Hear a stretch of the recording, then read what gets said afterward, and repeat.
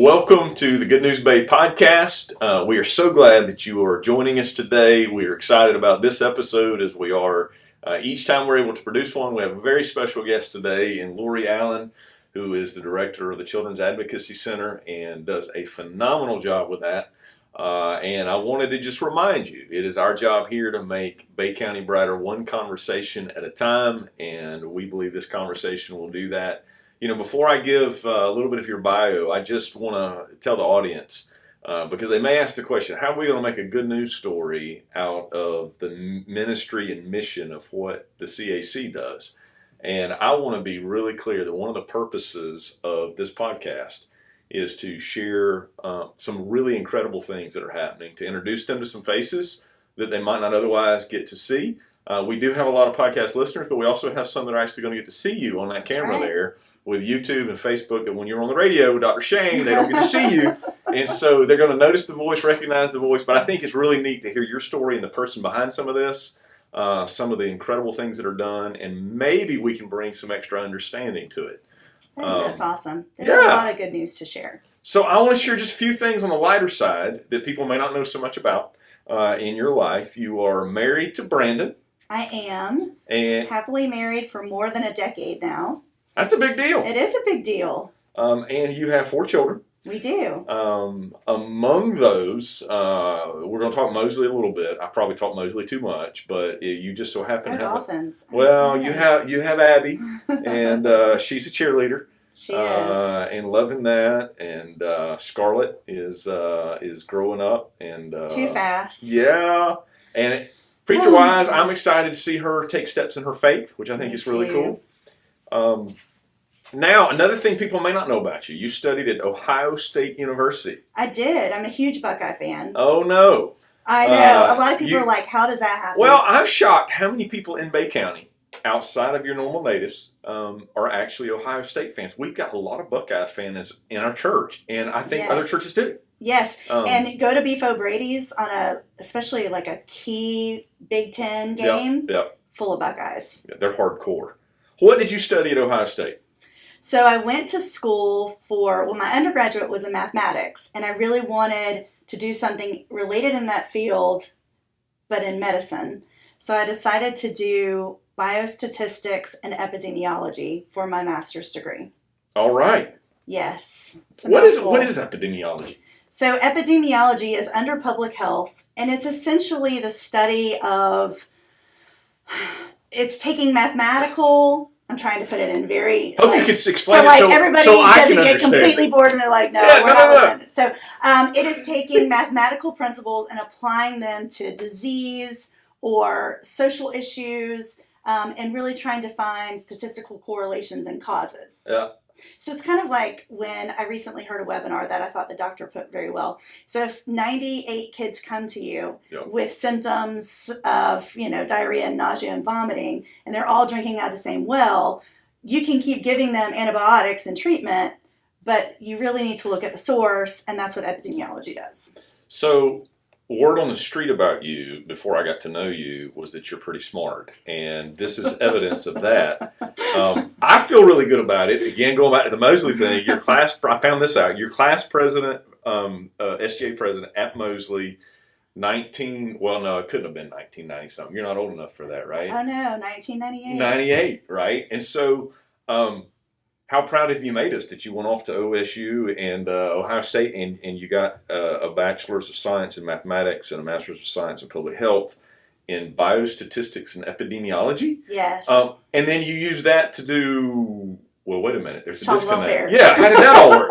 So I'm kind of, instead of giving the bio, give me just a little bit. How did you end up doing what you're doing? That's a long jump, right? Yeah, I can tell you my plan and then God's plan. Okay, so my plan was... Isn't it always that way? It is. It really is. So I was going to go to one of the 17 schools in the country that offered a biostatistics degree. And the top school was Emory University. Yep. And so that's really where I wanted to go. And I didn't think that I could get in because, the percentage that you could get in was super, super low. So, and you're a data and statistics person. I am. So I was already analyzing that, preparing myself for the expectations that was to be reality. And so I actually had to go. The interview process was over 2 days over a weekend which included an overnight stay with one of the students. You talk about pressure. I mean, like, you go and you talk to all the faculty, and then I went and spent the night with one of the students who no doubt went back and gave a full report on how I was during my interactions with her, spending the night in her home. And so I was like eagerly waiting for the announcement. Now, this is back when I had to call a payphone to let my family know what the outcome was. So I'm sitting in a hotel room. Hey, wait a minute. For any of you in our audience that don't remember a payphone, this is that booth that Superman would go into whenever he would change. Just for perspective. Yes. And for long distance calls, you had to have a cup full of them. There's actually a function that would call it. Yeah. Yes. So I was in a hotel room in Atlanta, and Abby's dad was actually in Atlanta at the same time applying for jobs. Okay. We had just left Fort Hood, Texas. So we were going to go wherever he got a job and wherever I got accepted to graduate school. But I really, really, really wanted Atlanta. So I got the call back that I got accepted. And I was on like cloud nine. I was going to go to Emory, and then I was going to go work for the CDC. And so he came back, and, you know, he looked excited and disappointed at the same time. And he said, I got a job offer in Atlanta, but I got a much better one in Columbus, Ohio. And I was like, oh. I did get accepted to Ohio State, but I really want to go to Emory. To Emory, yeah. And so I made a compromise, which was actually a blessing in disguise because, you know, I don't know that I would be real happy doing epidemiology, and especially after a pandemic. I can't imagine what it's like working for the CDC right now. I mean, God clearly, his plan was much better than my plan. You might have a few less friends around here. Right? Just saying. Just saying. So, and I got to come back home, and I feel like my work, I talked about, it's not a job. I mean, it's a purpose. And so anyway, I went to Ohio State. I loved it, and ended up, you know, spending a short amount of time in Philadelphia, a couple years in Dallas, and then came back home trying to really decide what I wanted to do. And it was my dad's suggestion, you know, I really think you'd be very good at child welfare. You should go work for the Department of Children and Families. So that's what I did. That is amazing. Rest is history. There's a little bit of pride for those of us local whenever somebody that is local grows up, does amazing things, and then chooses to come home. And I say that because I am one of those that chose to move back. But it's we live in a blessed place. We have listeners, I think, that are not from Panama City, and they're learning some stuff as we have these guests on related to the background. And so I think it's great also for them to hear about the organization that you're a part of. And I think that will help them along the way. Let me read, I guess, what's kind of a mission statement, if you will, or the express purpose of Gulf Coast Children's Advocacy Center, also known as the CAC, which is what that mission, that group would be described as, however it fleshes itself out across the country. Correct. Kind of a grassroots thing that's come in the last 20 to 30 years. Correct. To help with victims of crime. So children in particular. So let me read the statement.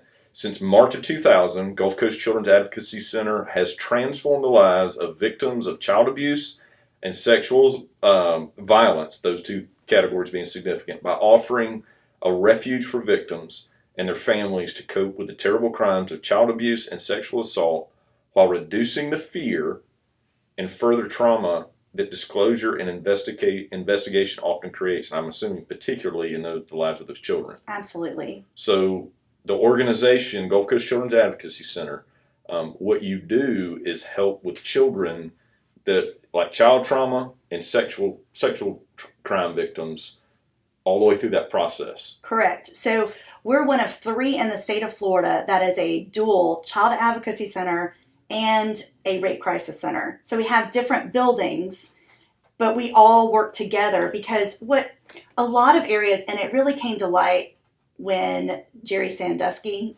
when that whole investigation and all of those kids came forward, and some of them were now adults. For anybody that doesn't know, that was I'm just trying Penn State, college football team, head coach, that was a whole deal. Okay. Yes, and he used his position of power and his volunteer opportunities to serve really marginalized kids that had a lot of struggles, and they were perfect vulnerable victims for him, and he went years. and it went unreported. But then the question really came about was, who are going to serve these individuals, child advocacy centers or adult rape crisis centers? And it was really both. But the great thing about us having both of those entities under one agency is it's seamless. So if we have a child that comes into the CAC who's a sexual assault victim, and they need a medical exam, a forensic interview, and follow-up support through court advocacy and therapy, but their mom comes in with them and she says, I can't believe this has happened. This also happened to me when I was a kid. I never got treatment. I thought that I would be more in tune to what was happening, and they have so much self-blame. We're also under the Adult Rape Crisis Center to provide free treatment and advocacy to that parent. Okay. So it all works beautifully together. So one of the things that's been fascinating to me, learning about the ins and outs of what you do, some of it from others, to be honest with you, but we've had the opportunity here at the church to host a couple of law enforcement appreciation lunches, and it's interesting because I called and talked to a couple of different people about you and about your organization. Even though I know as much as I know, I want to know how it works. Yeah. And so it makes sense to me now that at those luncheons, the sheriff department was represented real heavily. The investigators from that were, but also children and families. Yes. Because people hear that Department of Children and Family Services, and they don't know how all that works. You have background working with them before you began to do this, which is incredibly important. Absolutely. Your dad, I hear, is involved in law enforcement, local icon. He is. So give me his name, Jimmy Stanford, right? Jimmy Stanford, and he's a major at the Bay County Sheriff's Office, but he's been in law enforcement for 40 years. Right. Long time. You also interact. I mean, there's a lot of collaboration with all of the local law enforcement. So if it's a Panama City case or Lynn Haven case, you serve as a resource to all of them.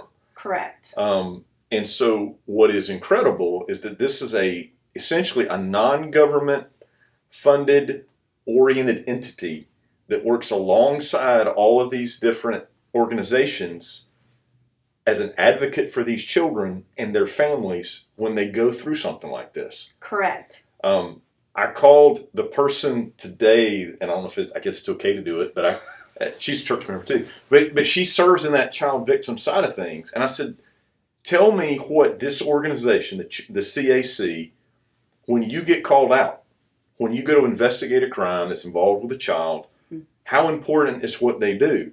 She literally said, I don't even know how we did it before them. Like, I don't know how they do it in other places. What I do know is that, and this is a testimony, I hope it makes you feel good. I wanted to encourage you too. That's part of the good news part. But like, she said, they've got very professional people that know what they're doing. They know how to talk to children. They know how to encourage these kids. And what I thought was, and I know I'm supposed to be interviewing you and letting you talk. Sure. But like, what's really cool, and you tell me if I'm wrong on this, but the whole goal is to be able not just to interact with these kids in such a way to limit any further trauma, but part of that is if they can get the right interview, a lot like your people out there to come alongside, then these kids don't have to go over the story 40 times. Exactly. So like it's recorded, it can be utilized as many times as it needs to be, but that child doesn't have to be put through that again. Yes. And that was the whole reason why in Huntsville, Alabama is where the Child Advocacy Center movement started. Okay. It started in Huntsville, Alabama, and it was a prosecutor. And one of the things that he recognized as a prosecutor is that without a Child Advocacy Center, and really there was no name for it back then, but in the 80s, he said we would have kids come in who had been interviewed an average of 10 times about what happened to them, most of the time to someone that they knew, loved, and trusted. So 90% of the time, that's the dynamic of abuse. And it was re-traumatizing. It was system-induced trauma. So by the time I got to them to do trial prep or to do a deposition, they recanted, shut down. There was no moving forward. And so there was no justice. And it was very frustrating for him to see that time and time again. And that's when he said, we've got to do better. We need to limit the times that these kids are interviewed. They need to be interviewed in a non-leading, non-biased way that can be preserved in the justice system to not only verify when kids are being hurt, but to validate when they're not. Yep. You know, that is equally as important to us. It really is. I mean, we don't want kids to come in and to tell us that these horrible things have happened. We hope that it's a misunderstanding, that someone heard something and it seemed to be something, but it really wasn't. And we can get those, unfounded cases done very quickly. And that does happen, but it's done so in such an objective, medically driven way that does back take to that evidence-based it thing. does. I mean, it's so true, though. It's so important. It is important. And it is a skill set. All of our programs have phenomenally professionally people. But to think those individuals come to work every day to sit down in a room not much different than this, that's obviously designed to talk to kids. It's got fish on the wall instead of being all pretty aesthetically in here like this is. I've seen it. It's really set cool. up that way. It's got 3D art everywhere. It's supposed to be, it's not meant to be clinical. Well, there are therapy rooms. All the things that you need are there. Yes. And they go in and they talk to kids every day about the worst things that have happened to them in their lives. And they can do that over and over and over. We have one staff member in Marietta that's been a forensic interviewer for 15 years. That's what she's done. You've expressed what you do as a calling, and I believe it. What was expressed to me about the organization as a whole, and this is part of your leadership, like you've created a culture there where the people that work for you, they're really qualified, but they love what they do. They don't do it for the money. They do it for the love of the kids. They do it for the belief that it makes a difference. And to create, there's a gift set leadership-wise in creating a belief that what you're doing is bigger than you, that what you're doing matters. And I think you've created over this period of time since 2006, or 11, did I get it right? 11, yeah. I started in child welfare in 6. Okay. CAC since 11. So you've been at CAC since 2000. That's still a decade. 10 years this year. It's a decade. Yes, it's incredible that it's been that long. It matches almost the marriage anniversary, just right? for the record. Poor Brandon. Yeah, that's good. That says something. That says volumes about Brandon. But I guess what I'm complimenting the quality of the organization that you've got. Oh, thank you. Relative to your leadership. And again, I think some of this is so important because you have to raise a lot of money to do this. Yes. And usually when I'm hearing you on the radio or with other things, it's because you're having to raise, and you've got some real creative ways you've done that. Yes. But I haven't always understood what is it they're doing that for. And the value is what we're talking about. It matters. It does matter. Now, your organization's grown. You started with 11 employees and about $1 million budget. And now it's 100 employees? Just under. There is a lot of work to be done in Bay County related to this. There is. And that isn't necessarily the good news story part of it. But I will say this, and I this may be a surprise to you. I was talking with someone the other day that is not from Bay County originally. They're actually from the Indianapolis area.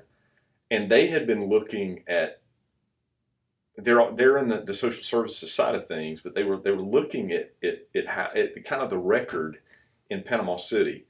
And I'm going to say this because if you're new to Panama City or you haven't been to Panama City, a couple things that they might want to know about this area. If you're a bad guy, you probably don't want to come to Panama City. True story. I've learned from the sheriff's department, if there's a bolo out, he's probably going to come here and he's probably going to get caught. And it doesn't mean you didn't go other places, but you don't come here and do that. I mean, we've got a solid law enforcement community. Absolutely. But it's also fair to say you've got an evidence-based program that's as good as any in the country doing what you guys do with rape victims and those that are victims of childhood crimes.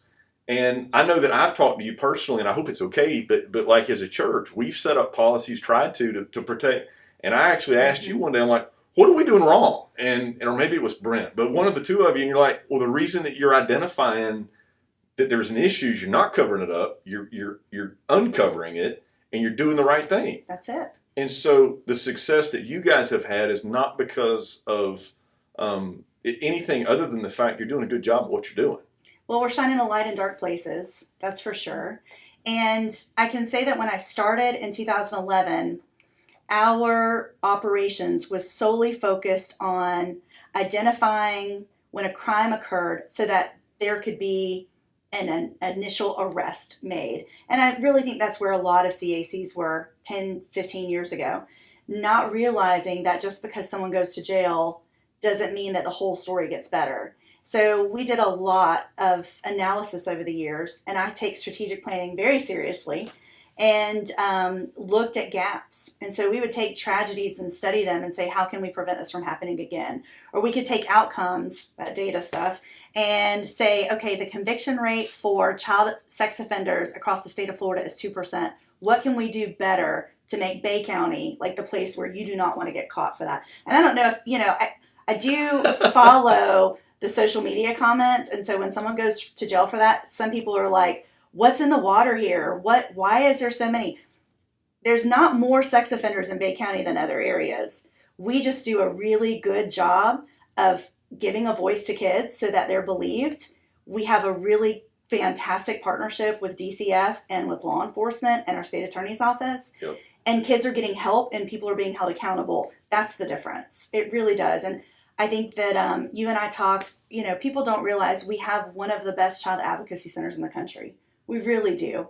It is just incredible, the programs that we have. They're not all focused on just that initial response for forensic interview and medical exam. We're supporting kids with educational outcomes, and we're supporting families that want to learn how to be the best parents they can. I mean, we've got staff that are doing all kinds of stuff that would prevent kids from being maltreated. I want to go back to your comment in a minute about being the best in the country, because I'm gonna make you press it that a little bit evidence wise, because that's where we're at, right? And you can. I can. But let me throw something else at you. It's my understanding. Again, I investigate you guys. I'm so intrigued by this. Yeah. And so I asked the question. Tell me how all this works. And so I know that the call's made. Y'all come out, y'all help if they identify that we've got a child or somebody that fits within y'all's purview. It is also true that that our local agencies get phone calls from other places that don't have the resources that we have in our best in the country space, saying, can you help us? And I made a connection that I think is true, and it was kind of verified by local law enforcement, but we have extension centers. Like I say we, like we're together, but we're not. As a community, we are. So y'all have created extensions. I think I read there's 6. There's actually 15 locations, but in 6 counties. In the 14th Judicial Circuit, which I don't really understand all that means, except it's multiple counties, and it probably matches up with court system. And that's exactly what it matches up with. And so, is that why we have extensions? Is because it meets the need in a greater area where these resources are not available in these smaller towns? Yes. So when I started, we had the primary office in Bay County. We had a very small office that only did forensic interviews in Marietta. That was not the best location. We had one in Bonifay, and again, it only did forensic interviews. That's it. And that was 2 staffs in the other 5 counties. And so then the other, 9 of us were in Bay County. And I looked at our service array and I said, how is it that someone who lives in Port St. Joe is not able to get access to the same services that they should have just based on their zip code? Those victims of crime are equally as important as kids that live in Bay County. Yep. And so that was one of the first things we did, is we started looking at resources and grants and those fundraisers and the donations. And we started putting offices everywhere so that there was accessibility for all. It doesn't matter if you live in a town of 8,000 or 35,000, you're going to be able to get the help that you need. And we're at the point now that we're actually looking at Bay County. Bay County's huge. West end of the beach to Fountain. And getting bigger. Yeah. I mean, you're talking about geographically the space. So we're talking about putting satellites within the county. So one on the beach. The landmass area. Yes, so that accessibility to therapy is not a challenge. And in the interim, until we can do that, we've been able to hire, and we just hired our second. We call them victim services facilitators. And we go and pick individuals up who have the obstacle of transportation or access and bring them where they need to go for services. And that's been able to limit the challenges that some families face around accessibility. So we're doing everything we can. I know that we got a lot of listeners that are business-minded people, Typically, business-minded people like lower taxes because that's how you run a good business. Sure. It doesn't relate a whole lot to the government side, although we love the things that government does that are required and needed. But as you and I have talked, those that know local Bay County politics and tax circumstances are aware that our expenses went way up as a result of the hurricane. Absolutely. All the stuff that went with that. Many of our not-for-profits have not gotten as much funding, not been able to, whatever line item was available with local tax dollars. Local business owners are like, well, we don't really want our tax dollars being used in places that they're not totally required. As a Christian guy, let me just offer, is it okay? We got a lot of Christians in Bay County, probably a lot of Christians listening to this, I hope, because I hope they do that out of loyalty, but maybe some that aren't.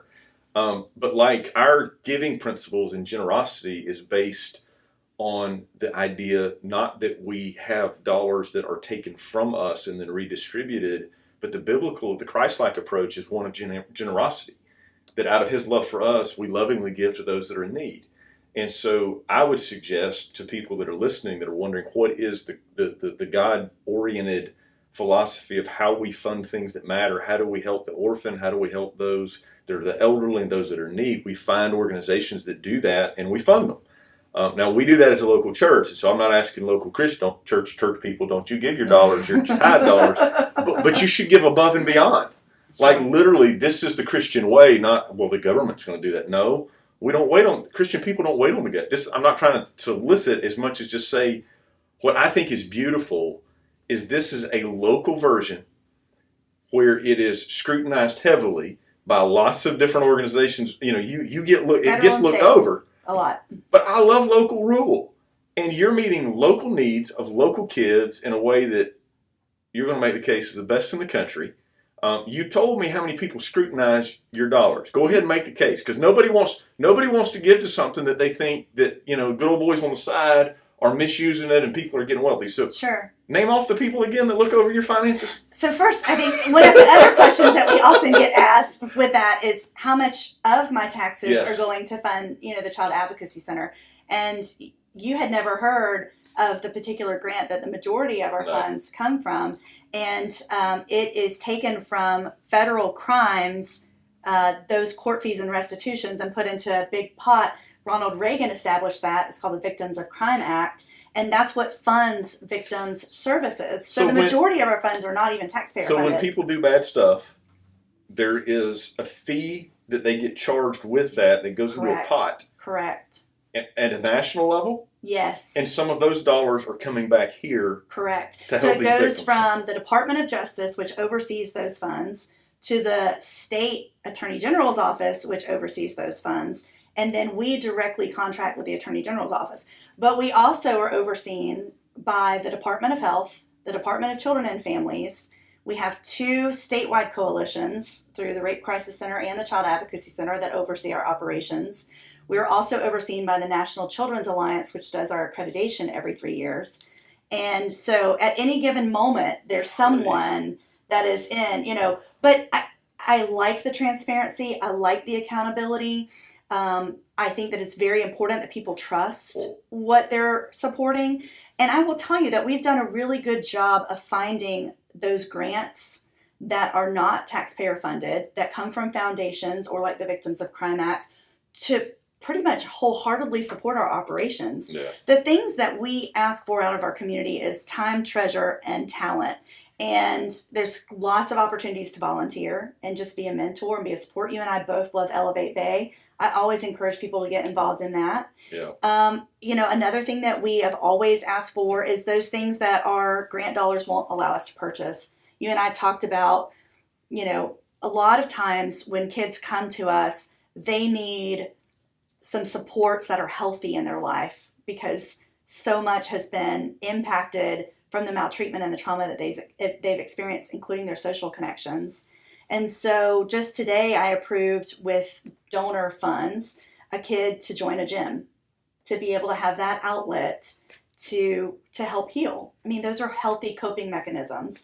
And when children can learn to do that, then they're less likely to adapt all the things that we don't want them to do in adulthood: addiction, unhealthy relationships, violence, you know, numerous mental health challenges. And if no one has ever heard of the Adverse Childhood Experience Study, it's about 20 years old now. It's a very compelling study that came out of Kaiser Permanente in California. But the CDC is just, I mean, the numbers. It essentially said... It says here that one of your hobbies is reading. It has to be because you read a lot. I do read a lot. And so... I like to read too. I'm just saying. But it's incredible because this is very interesting. Most people will really find this interesting. It took a very middle-class, college-educated sample of about just under 20,000 people. Yeah. They were trying to find out what risk factors are associated with obesity. Remember, obesity is a huge problem in our country too. And so what they actually found was that the adaptation of behaviors that lead to early termination of life or shorten life expectancy by 20 years was actually adverse childhood experiences. So sexual abuse as a child, witnessing violence, having a parent incarcerated, witnessing a parent struggle with an addiction, experiencing physical abuse, hunger. There's 10 factors. It's called the ACE survey.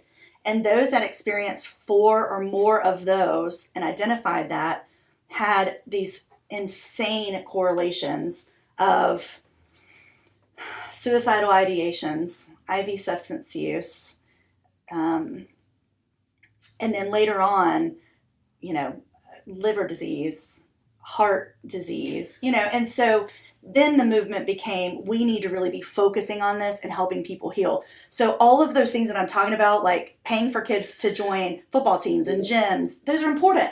Well, if we're taking data and drawing it back to how do you fix things, like we could easily make the financial connection between a solid family life and what it doesn't cost later in resources provided. Yes. Like I've literally had conversations with local managers of municipalities about something like Elevate Bay.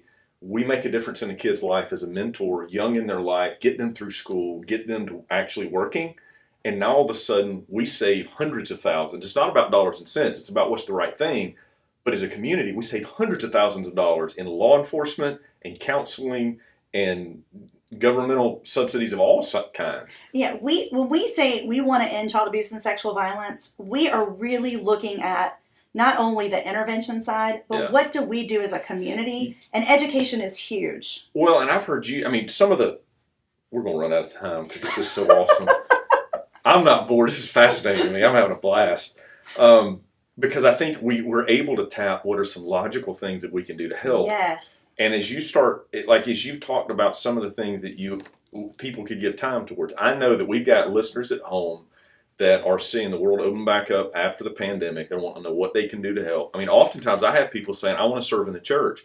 My goal is to get our people, good, God-caring, community-minded people, to take that love God put inside of them and love other people unconditionally that have nothing to give as a result. Yes. Your organization is one of those places. So one of the things I saw on your Facebook page was that you've got a faith-based support group of sorts. Yes. And you need volunteers to give some time. Yes, we do. Is that once a week, once a month? It is. It's once a week for 1 hour. And so these are individuals that need help with childcare so that they can come and focus on themselves. You could also just be the person to bring fresh baked cookies. It's whenever I leave here, I'm going to run to the store and grab some. So, that could be something that you could do. We've got people that are like, I know that we have a huge need in Bay County for foster care. I know we have a huge need for parents to adopt. And I would love some people to say, hey, I didn't know that was a need. I'll go sign up. But if you're not ready, this is just being real. If you're not ready to take one home, because all day, every day is a long time, but you could keep some kids one night a month, so that the families could go do what they need to do to get healthy. Yes. That's a bit, and you're saying there's that opportunity. Absolutely. And we also can use folks with art therapy and equine therapy, and we've got yoga therapy. You need to explain equine therapy. I know it's horses, but they may not. So this is super cool. So we partnered. It's a support horse. It is. It's really cool. So we partnered with Dave, and he's got a fantastic organization that's centered around veterans. So he provides equine therapy or assisted therapy through horses. I'm so uncultured. You got to explain it for me. I know. And so he reached out and he said, look, I'd love to help you guys too.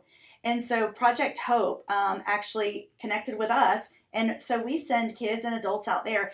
And it is incredible the connectivity that the animals have and the healing. And so we have volunteers that go out there and just facilitate. So if I was a horse lover, and I missed horses and I wanted to help people, I could volunteer and I go got a in. job for you.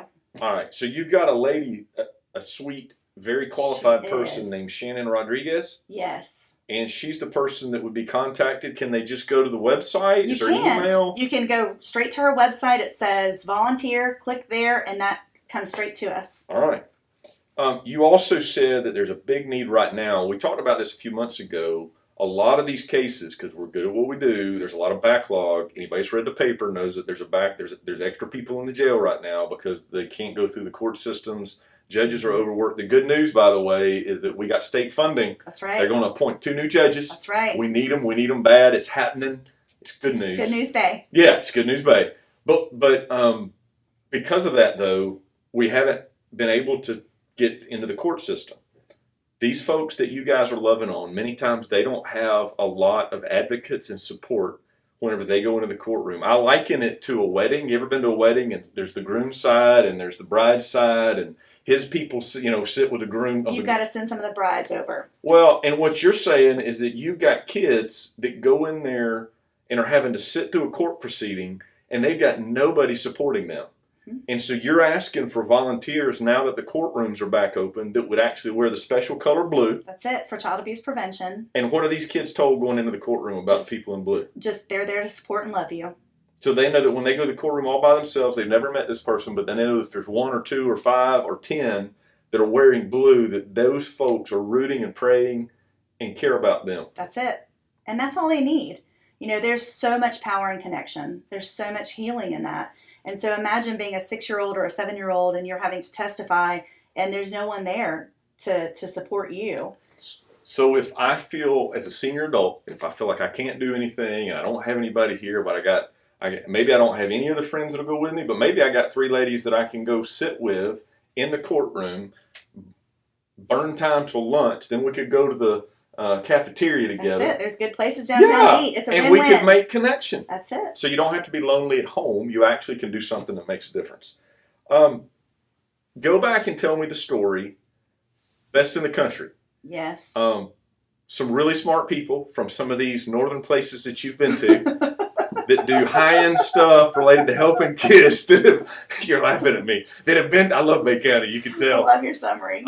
Yeah. These northern people. We love them. They're moving here and they're loving it. They're coming here for a reason.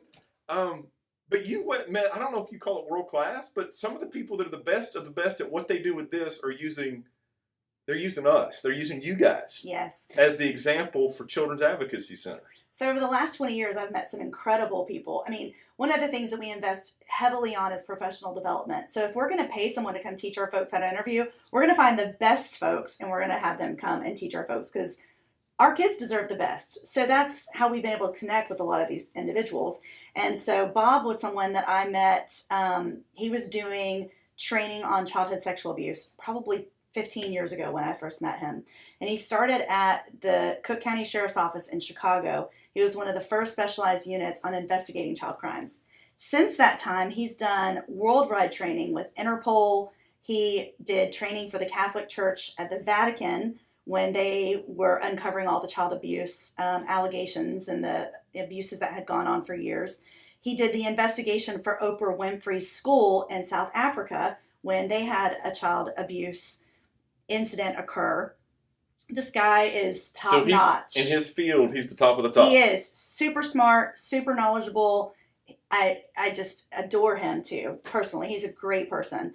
And so much energy. He puts me to shame, really. And I feel like I have a lot of energy, but he's go. Well, wait a minute. He can't be putting you to shame, but he comes to you for best practices, That's right? true. That's true. So after visiting our Child Advocacy Center, we brought him in for training. Yep. He took pictures of the whole place, got to know me, and he now uses our CAC and the photographs to teach people all over the world that this is the CAC that you want to be like. This is the model, which I think is just a huge compliment. So that's some of our evidence that we talk about. Y'all are doing incredible stuff. I've learned, like, I love folks that know how to love people and deal with people. And I am very fascinated by folks that also are very intelligent. But when you find those two together, somebody that can do both of those things, those are incredible leaders that lead big organizations. They lead successful organizations. many times those are the ones that run the Fortune 500 companies. And maybe I'm paying a super high compliment, but you're one of the brighter people I know, and you're one of the better people I know, and we are very blessed in Bay County to have you here as a calling, running what is an incredible organization, loving people locally. If you're new to the area, you want to know how you can get involved, what you can do. There's a whole list of other things. I know you're well enough to know that the list doesn't end the things that people can do. For sure. We support you. I'm being honest. You're one of mine, and I counted you as one even for years because you're a friend. I know. But I think it's an incredibly good news story. So in Bay County, good news, right? It is good We news. not only are the home of the state champion Mosley Dolphin baseball team. Yes. And the Bay High cheerleaders that are now national champions. That's right. I married a 1991 cheerleader, and everybody is a better cheerleader that ever cheered at Bay High because of that. I was a Mosley baseball player. I'm better because we're state champions. And we've got, I think there was an Arnold team that wants to know. I mean, I probably need to come up with a list. Yeah. We don't want to miss it. We've got some incredible things coming out of our amazing. community. And it's going to get better even because of all the adversity that we've been through. Resilience. Yeah. Romans chapter 5. That's one of my verses. I love it. I do. Perseverance, character, hope. I preach it all the time. See, there's a whole faith story here we didn't even get to talk about. I know. I love it. More good news than another time. Absolutely. Hey, thank you for all that you're doing. Thank you for being willing to be real and to tell your story. I hear you like to garden. I do. It's off the cuff and out of the middle of nowhere, but you're a normal human person. You got those 4 kids and that husband that we love. Normal human Take some time. Well, they put me on this pedestal like I don't, drink normal water and eat normal food. I make plenty of mistakes and I kill lots of things that I try to garden, but I do enjoy it. I know you lay awake at night figuring out how you can help these kids, because what I commonly hear is it's all about them babies, right? It is. That's the phrase. And if you ever wondered what that means, hopefully now, after a few minutes talking about some of this, there's a lot of very intricate parts. It is Bible based to a large extent, but it's also data based. If we had to summarize it, I think we'd say it's all about them babies, though, right? For sure. At the end of the day. And we are helping them. It is a good news based story. Thank you for being our guest. Thank you for having me. To each of you that are listening or watching, thank you so much for joining us today for this Good News Bay podcast. Thank you for listening to our podcast today. If you were encouraged by the good news, we would ask you to subscribe through Apple Podcast, Spotify, and Google Podcast, as well as YouTube. If you will subscribe, all new content will come your way. You'll get notified of it, and it'll help us to brighten Bay County. Thanks, guys.